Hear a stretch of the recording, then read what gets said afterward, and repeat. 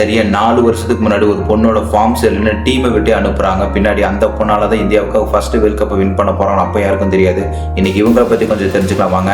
13 days success story டே 6 இந்த மாதிரி நிறைய இன்ட்ரெஸ்டிங்கான வீடியோ பார்க்க நம்ம பேஜை ஃபாலோ பண்ணிக்கோ. 2000ல ஒரு மிடில் கிளாஸ் ஃபேமிலிக்கு ஜெமிமா பேகம் பிறக்கிறாங்க. சின்ன வயசுல அவங்க அண்ணாங்கெல்லாம் கிரிக்கெட் விளையாடுறது பார்த்துட்டு நானும் கிரிக்கெட் விளையாடணுங்கிற ஒரு ஆர்வம் 4 வயசுல பேட் எடுக்க ஆரம்பிக்கிறாங்க. ஜெமிமா பேகத்தோட ஆர்வத்தை பார்த்து அவங்க அப்பா நம்ம பண்ண முடியாததை நம்ம பொண்ணாவது பண்ணட்டும்னு அலோவ் பண்றாங்க. அந்த டைம்ல பொண்ணுங்க கிரிக்கெட்ல ஆர்வம் செலுத்தாதால ஆண்கள் கூட விளையாடணுங்கிற கட்டாயம் ஏற்படுது.